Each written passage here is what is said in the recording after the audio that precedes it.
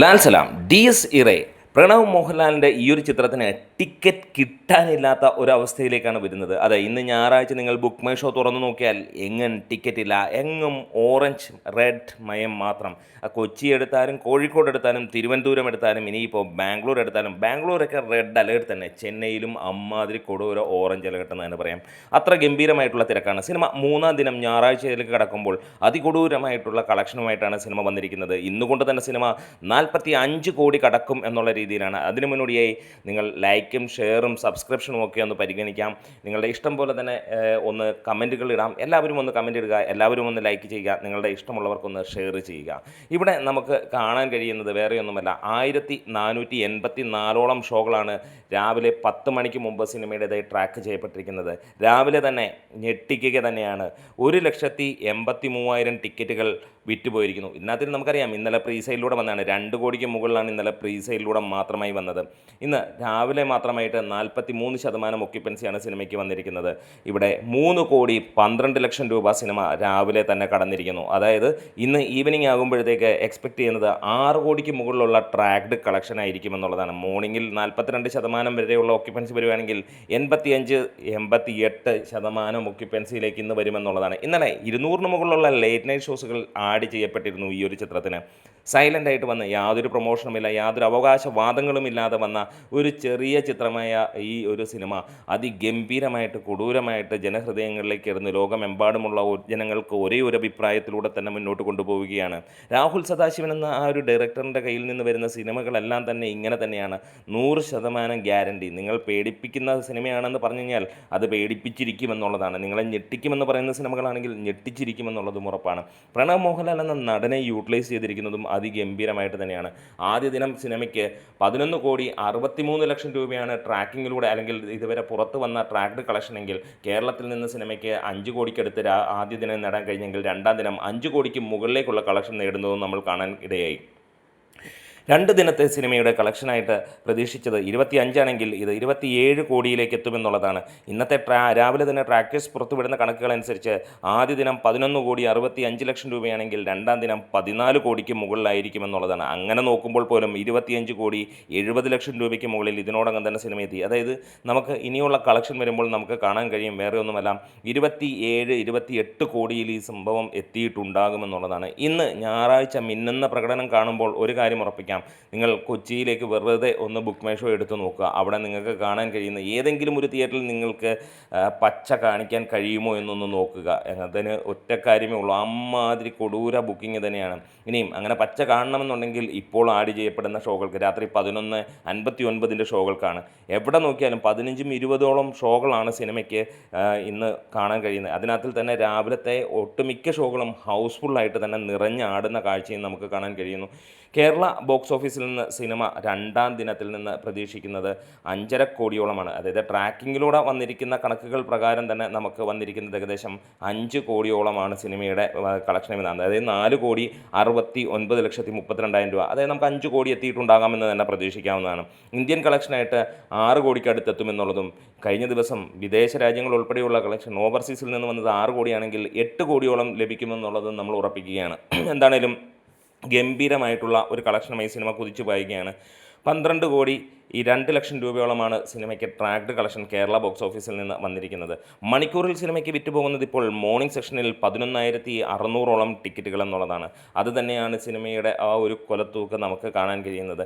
എന്തായാലും തിങ്കളാഴ്ച നോക്കുമ്പോഴും ബുക്കിംഗ് തുടങ്ങിയിരിക്കുന്നു. നല്ല ലെവലിലുള്ള ഓറഞ്ച് അലർട്ട് ഈവനിങ് ഷോസിനെല്ലാം തന്നെ നമുക്ക് കാണാൻ കഴിയുന്നു എന്നുള്ളതാണ്.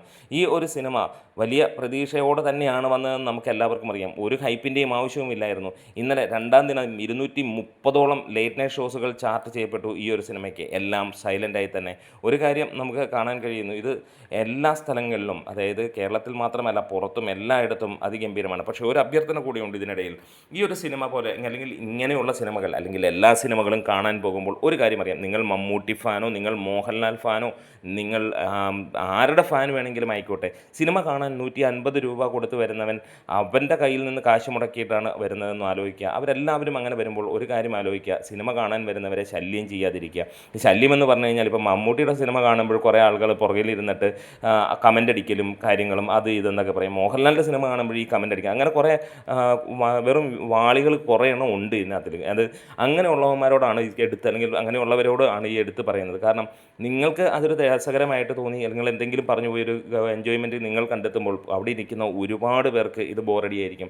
ശരിക്കും പറഞ്ഞു കഴിഞ്ഞാൽ ഈ ഒരു സിനിമയൊക്കെ ഇരിക്കുമ്പോൾ ഞാൻ ഒരിക്കൽ പറഞ്ഞിട്ടുള്ളതാണ്, ഭ്രമയുഗം എന്ന സിനിമ കാണാൻ പോയപ്പോൾ പുറകിലിരുന്ന കുറേ അപരാധികൾ സീറ്റേ ചവിട്ടലും കുറച്ച് കോമഡി പറയലും അവരെ 4 പേരിരുന്ന് ചിരിക്കലും ഒക്കെ കഴിഞ്ഞപ്പോൾ ഞങ്ങൾ ഒരുപാട് പേർക്ക് അത് വലിയ രീതിയിൽ അരോചകമുണ്ടാക്കി. കാരണം അത്രത്തോളം എൻജോയ് ചെയ്യാൻ വേണ്ടിയിട്ടാണ് അങ്ങനെയുള്ള സിനിമകൾ. ഈ സിനിമ കണ്ടപ്പോഴും നമുക്ക് കാണാൻ കഴിയുന്ന അത് തന്നെയാണ്. പലപ്പോഴും ആളുകൾ അതിനിടയിൽ തോം തോം തോം എന്നൊക്കെ പറഞ്ഞിട്ടുള്ള തമാശകളൊക്കെ പൊട്ടിച്ചു വിടുമ്പോൾ ഒരു കാര്യം ആലോചിക്കുക, അങ്ങനെയുള്ള ഒരു TV പോയിരുന്ന് കാണുക, അല്ലെങ്കിൽ ആ തിയേറ്ററിൻ്റെ പുറത്തെങ്ങാനും പോയിരുന്നിട്ട് നിങ്ങൾ എൻജോയ് ചെയ്യുക. എത്രയോ ആളുകൾ ഇത് കാണാനിരിക്കുന്നതാണ്.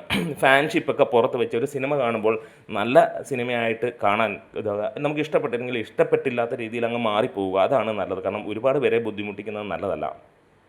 എന്നാൽ ഈ സിനിമ കാണുമ്പോഴും ഇതിനകത്തിൽ ആളുകൾ കുത്തിയിരുന്ന് കാണേണ്ടതാണ്. അത് വളരെ സ്ലോ പേസിലാണ് സിനിമ പോകുന്നത്. എൻജോയ് ചെയ്യണമെങ്കിൽ അതിൻ്റെ രീതിയിൽ വിട്ടുകൊടുത്താലേ കഴിയുള്ളൂ. അതിനിടയിൽ നിങ്ങളുണ്ടാക്കുന്ന ശബ്ദങ്ങൾ അരോചകം തന്നെയാണ്. അപ്പോൾ അതൊന്ന് ശ്രദ്ധിക്കുക. ഒരുപക്ഷേ അങ്ങനെ ചെയ്തവർ പലരും ഉണ്ടാകാം. അത് തെറ്റാണ് എന്ന് മനസ്സിലാക്കിയിട്ട് ഇനിയെങ്കിലും ഒരു സിനിമ കാണുമ്പോൾ അത് മാറ്റുക. ഇനിയും അല്ലാത്തവരാണെങ്കിൽ അതിന് ഇനി നിങ്ങൾ ഒന്ന് മനസ്സിലാക്കിയെടുക്കുക. എന്തായാലും ഇവിടെ ഈ ഒരു സിനിമ അതിഗംഭീരമായിട്ട് തന്നെ മുന്നോട്ട് പോകുമ്പോൾ ഗ്ലോബൽ ഓപ്പണിങ്ങിനകത്തിൽ ഹൃദയപൂർവ്വം എന്ന സിനിമയുടെ കളക്ഷൻ്റെ മുകളിലേക്ക് ഈ ഒരു ഡയസീറ എത്തിയിരിക്കുകയാണ്. ഹൃദയപൂർവ്വം 8,43,00,000 രൂപ നേടിയെടുത്ത് 11,63,00,000 രൂപയോളമാണ് ഡയസീറ നേടിയിരിക്കുന്നത്. തുടരും 17,18,00,000 രൂപയാണ് നേടിയതെങ്കിൽ എമ്പുരാൻ 68,02,00,000 രൂപയോളമാണ് നേടിയിരുന്നത്. അവിടെയുമൊക്കെ ഡയസീറ സൈലൻ്റ് ആയിട്ട് വന്നിട്ട് കത്തിക്കുന്ന ഒരു കാര്യം തന്നെയാണ്. ഈ ഒരു സിനിമയുടെ സെക്കൻഡ് ഹാഫ് കാണുമ്പോൾ ഒരു ഗംഭീരമായിട്ട് തന്നെയാണ് നമുക്ക് കാണാൻ കഴിയുന്നത്. അതായത് പിന്നീട് അങ്ങോട്ട് ആളുകളെ പിടിച്ചിരുന്നു. ഫസ്റ്റ് ഹാഫ് നല്ല രീതിയിൽ ആളുകളെ കൊണ്ടുപോകുമ്പോൾ ഇൻ്റർവെൽ പഞ്ചുമെല്ലാം നിങ്ങൾ കണ്ടവർക്കൊക്കെ അറിയാം ഏത് റേഞ്ചിലാണ് പോകുന്നത് എന്നുള്ളത്. എന്തായാലും ഡയസീറ ടിക്കറ്റ് എങ്ങുമില്ല. നമ്മൾ ബാംഗ്ലൂരിലേക്കൊന്ന് കടന്നു ചെല്ലുകയാണെങ്കിൽ നമുക്ക് കാണാൻ കഴിയുന്ന അവിടെ ഓറഞ്ച് അലേർട്ട് തന്നെയാണ്. അത്രത്തോളം ഗംഭീരമായിട്ടാണ് നമുക്ക് അവിടെ കാണാൻ കഴിയുന്നത്. അതായത് ഒറ്റ ഷോകൾക്ക് പോലും നമുക്ക് ആൾ കുറവെന്ന് കാണാനില്ല. ആകെയുള്ള നൈറ്റ് ഷോസിനൊക്കെ ഒരു 100-ന് മുകളിലുള്ള ഷോകളുണ്ടെങ്കിൽ 15-16 ഷോകൾക്കായിരിക്കാം ഒരു ഗ്രീൻ നമുക്ക് കാണാം. അതും രാത്രി 11 മണിയുടെയൊക്കെ ഷോകൾക്ക് മാത്രമാണ് എന്ന് പറയാം. അത്രത്തോളം ആളിക്കത്തിക്കുകയാണ് ഈ ഒരു സിനിമ. എന്തായാലും ഈ ഒരു 3-ാം ദിനം നമ്മൾ ഈ ഒരു സിനിമ ബോക്സ് ഓഫീസിൽ നിന്ന് പ്രതീക്ഷിക്കുന്നത് ഏകദേശം 20 കോടിയോളമായിരിക്കും എന്നുള്ളതാണ്. ആദ്യ ദിനം 11.5 കോടിക്ക് മുകളിൽ നേടിയ ചിത്രം 2-ാം ദിനം 14 കോടിക്ക് മുകളിൽ നേടുമെന്നുള്ള ഉറപ്പിച്ചിട്ടുണ്ടെങ്കിൽ 3-ാം ദിനം 18 കോടിക്ക് മുകളിലേക്ക് ഉണ്ടാകുമെന്നുള്ളത് ഉറപ്പിക്കുകയാണ്. അതായത് 3 ദിവസങ്ങൾ കൊണ്ട് സിനിമ 40 തൊട്ട് 45 കോടിക്ക് മുകളിൽ, അതായത് 3-ാം ദിനം തന്നെ സിനിമ 50 കോടി കടക്കുമെന്നുള്ളത് നമ്മൾ പ്രതീക്ഷിക്കുന്നു.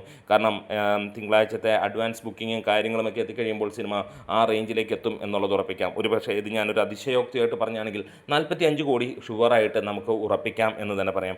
അത്ര ഗംഭീരമായിട്ട് തന്നെയാണ് നമുക്ക് കാണാൻ കഴിയുന്നത്. ഏരീസ് പ്ലസിലൊക്കെ നോക്കിക്കഴിഞ്ഞാൽ നമുക്ക് അത്രത്തോളം ഷോകളാണ്, ഏകദേശം 20-ന് മുകളിലുള്ള ഷോകളുണ്ട്. ആ ഷോകളെല്ലാത്തിലും നമുക്ക് 3 ഷോകൾ മാത്രമാണ് ഗ്രീനിൽ കാണാനുള്ള. ബാക്കി എല്ലായിടത്തും നമുക്ക് അത്ര ഗംഭീരമായിട്ട് തന്നെയാണ് ഈ ഒരു സിനിമ കാണാനുള്ളത്. എന്താണെങ്കിലും കത്തിച്ച് വിടുന്ന ഒരു കാഴ്ച നമുക്ക് കാണാൻ കഴിയുന്നു. ഒരു പ്രമോഷനും ഇല്ലാതെ വന്ന പ്രണവ് മോഹൻലാലിൻ്റെ ഈ ഒരു ചിത്രം ഇന്ന് വിസ്മയമാകുന്ന ഒരു കാഴ്ച തന്നെയാണ്.